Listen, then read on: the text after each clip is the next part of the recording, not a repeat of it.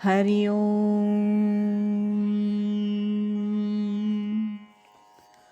सार्थक वाटे झाली या वेचाचे, जीवनगाथा एका तपस्विनीची या शीर्षकांतर्गत पूजनीय स्वामीभक्त डॉक्टर सुषमाताई वाटवे यांच्या संकलित आत्मवृत्ताचं वाचन आपण ऐकत आहोत. आज ऐकूया यातील प्रकरण 5, सद्गुरू कृपेचा परिसस्पर्श, याचा भाग 35. सुषमाताई म्हणतात, एक व्यक्ती संसार सांभाळून परमार्थ करते आणि एक संसार टाकून परमार्थ करते, यात बरोबर कोण? स्वामीजी म्हणतात, प्रत्येकाची प्रकृती आणि परिस्थिती यावर ते अवलंबून आहे. तुमचा एक स्वतंत्रपणाचा स्वभाव आहे. तुम्ही स्वतःच्या जीवावर शिकला, परदेशी जाऊन आलात, आपणच लग्न ठरवलं, 25-30 वर्ष संसाराला जिद्दीनं तोंड दिलं, मुलं मोठी केली, त्यांची लग्न केली. या सर्वामध्ये तो मी स्वतंत्रपणे पोसला गेला. त्यामुळे तो मी कोणाशी मिसळू शकत नाही, तो स्वतंत्र राहिला. संसार सांभाळून परमार्थ करणारी जी व्यक्ती तुम्ही म्हणता, त्यांनी आपल्या जीवावर काही केलं नाही. रामकृष्ण म्हणत, एक माकडाचं पिल्लू, एक मांजरीचं पिल्लू. त्यापैकी मांजरीचं पिल्लू नुसतं म्याव म्याव करतं, मग मांजरी त्याला उचलून ठेवते. माकडीचं पिल्लू माकडीला घट्ट धरतं, ती टणाटण उड्या मारत जाते. त्या पिल्लाचा हात सुटला तर ते संपलं, ती बघणार नाही. तसा स्वतंत्र बुद्धिमत्तेचा मनुष्य असतो. दुसरा स्वतंत्र बुद्धिमत्ता चालवत नाही. त्या बुद्धिमान नाहीत असं नाही, त्यांना सगळं व्यवस्थित कळतं. तथापि त्या स्वतंत्रपणे काही न करता सर्वांची सेवा करत राहतात. घर सांभाळणं, सर्वांची सेवा करणं म्हणजे त्यांच्याशी एकरूप होणं आलं. त्यांची प्रकृती तशी आहे, तुमची प्रकृती तशी नाही. हा प्रकृतीतील फरक आहे. दोन्ही प्रकारानं मनुष्य आत्मोन्नती करून घेऊ शकतो. स्त्रीच्या बाबतीत घराला धरून आत्मोन्नती करून घेणं चांगलं. घर सोडून काही करणं हे अतिशय अवघड, कारण समाज अत्यंत चमत्कारिक आहे. तुमच्या बाबतीत तुम्ही घर सोडलं नसतं तर तुम्हाला कोणतीही गोष्ट स्वतंत्रपणे करता आली नसती. तुमच्या बुद्धीला ते पटलं नाही म्हणून तुम्ही बाहेर पडून स्वतंत्र झाला. म्हणजे दोन्ही पद्धतीनं आत्मोन्नती साधता येते.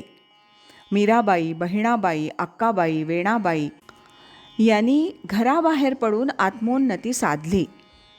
त्यांनी तरुणपणीच घर सोडलं. आत्मोन्नती साधणं हे जर ध्येय असेल तर आपापल्या प्रकृतीनुसार एखादी घरात राहील, एखादी घराबाहेर पडेल. घरात राहील ती समाजापासून सुरक्षित राहील. जी घराबाहेर पडेल तिनं जिद्दीनं एकटीनं सर्व केलं पाहिजे, त्याला तिची तयारी पाहिजे. तशी जिद्द असेल तरच घराबाहेर पडावं, नाहीतर घरातच राहावं. सुषमाताई म्हणतात, दोन्ही प्रकारात आदर्श काय? स्वामीजी म्हणतात, दोन्ही आदर्श आहेत. मीराबाई आदर्श नाही का? तिनं घर सोडलं म्हणून कोणी तिला आता नावं ठेवत नाही. तिनं आत्मदर्शनाचं ध्येय मात्र गाठलं पाहिजे. All is well that ends well. नुसतंच घर सोडून गेलं तर लोक का चांगलं म्हणतील? ते म्हणतील उणा बुवाच्या नादी लागली. पण तसं नसेल तर लोक म्हणतील नाद परमार्थाचा आहे, आत्मदर्शनाची ओढ आहे, त्यासाठी जिद्दीचे प्रयत्न चालू आहेत. त्या आड जे येत होतं ते त्यांनी दूर सारलं असंच लोक म्हणतील. असंच चरित्र गायलं जाईल. तुमचा मार्ग जास्त अवघड आहे.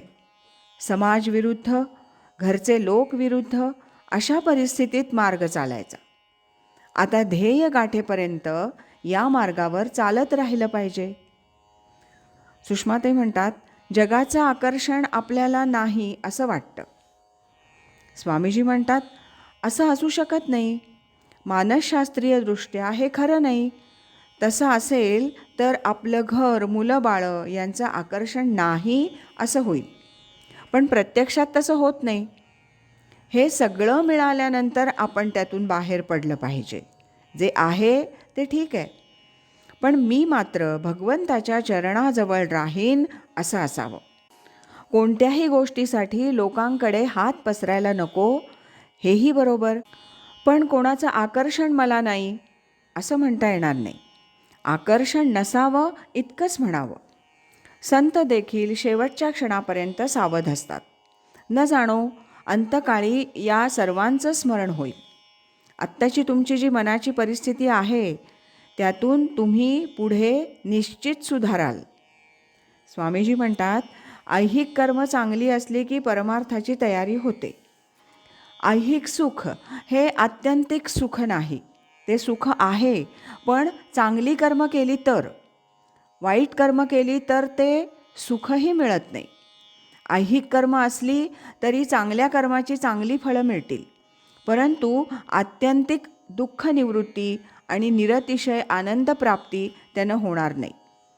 किती चांगली कर्म करा. शिवाजी महाराजांनी स्वराज्य संस्थापनेसारखं अत्यंत उत्तम कर्म केलं, पण त्यांना देखील पूर्णतः दुःख निवृत्ती आणि निरतिशय आनंद प्राप्ती होणं शक्य नाही. जेव्हा ते समर्थांकडे गेले, त्यांचा अनुग्रह घेतला, तेव्हा त्यांच्या जीवनात आनंद आला. नुसतं राजकारण करून काही होणार नाही. संसार किती चांगला असला तरी त्या सुखाला मर्यादा आहेत. संसार सुख दुःख मिश्रितच आहे. संसारातील सुख अनेक गोष्टींवर अवलंबून असतं. पत्नी, मुलं सर्वांना घेऊन संसार करावा लागतो. त्यांच्या प्रत्येकाच्या कल्पना, भावना निराळ्या. त्यामुळे संसारात आत्यंतिक सुख नाही. परमार्थ आपण करू तेवढा होईल. त्यामुळे फळ तुमचं तुम्हालाच मिळायचं आहे. तुमचा आनंद बघून मग इतरांनी आनंद मानावा आणि त्यांनीही परमार्थ करायला लागावा. आज इथेच थांबूया. यानंतरचा 36वा भाग आपण उद्या ऐकूया. अखंड करी सोहम ध्यान, कृतार्थ जीवन होय त्याचे. हरि ओम तत्सत.